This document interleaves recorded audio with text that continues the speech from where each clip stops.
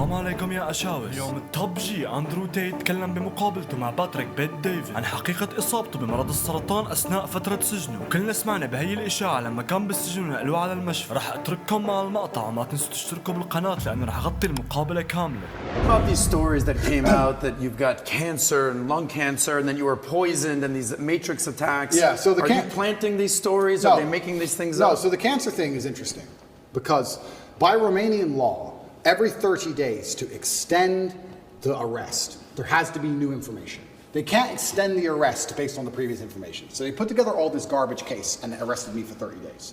To keep me another 30 days, they have to find something during that 30-day arrest period to keep me for the second month. But of course, there's nothing to find. So when I was having medical scans in Dubai, a scar, a dark spot was identified on my lung. And I had follow-up tests booked for February. So when, after the first 30 days, I called up my PA and she said, "Are you coming to Dubai?" I said, "Well, yeah, if they let me go at the end of these 30 days, I'll come to Dubai for my medical tests."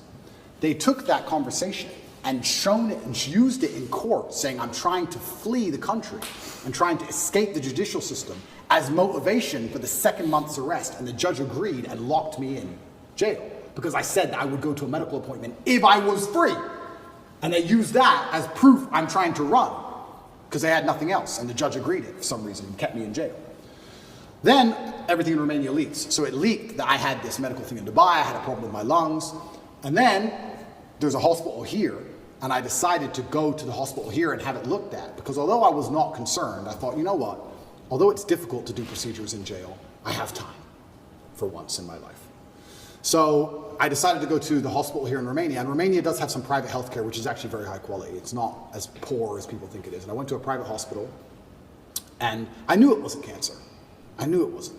I sat down with the doctor and I said, "We're really concerned about this dark spot in your lung." I said, "It's not cancer." He said, "How do you know?" I said, "That's just not my life path. It's not my story." You told him that? Yeah. The doctor was like, "Okay, but we have to investigate." I said, "We can investigate, but it's just not my story. It's not cancer. I have 0%. So I went to the doctors here. In Romania, everything leaks. It leaked out to the press. I had this mark on my lungs. I was supposed to go to Dubai. They denied me going to Dubai. They said that's enough reason to hold me and keep me in jail, which is absolutely insane. All because I had a phone call about a medical procedure. It's crazy. But they were always going to keep me anyway and find some reason. I went there. I had a bronchioscopy. Have you ever had one of them? Bro. I wouldn't call it painful, but it's certainly horrible. So they put a camera in your lung. So it's down your throat, but it's in your lung. It's not down your throat, it's into the airway. So you're trying to vomit and you're trying to cough and you can barely do either. And they're moving this camera around inside. It's extremely unpleasant. It sucks. I had it 3 years ago in Dallas for the whole allergy thing. Did you have a bronchioscopy? Yeah, they have to knock you out. It's terrible. Yeah. You've had the same procedure. Absolutely. Were you awake or asleep? No, they gave me anesthesia, so I was asleep. Oh, bro, here. What were you? I was awake. Yeah. Wide awake.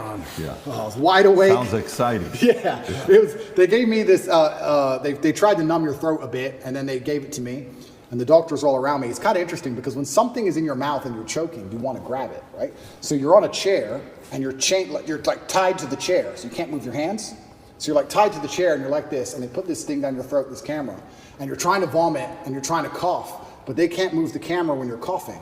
So even the guard, the armed guard who took me, the police officer, the guy, he was in the corner of the room, and even he was, I could see on his face, he was, and I don't even want to reenact it because it's probably so horrible to look at, but you're just. Like you're trying to vomit, you're trying to cough, your face is bright red, you can't breathe, and they're like, "Stop coughing, stop coughing, stop coughing," and you have to try and stop coughing for like 2 seconds so they can adjust the camera a bit. It's the worst 20 minutes of my life, it was horrible.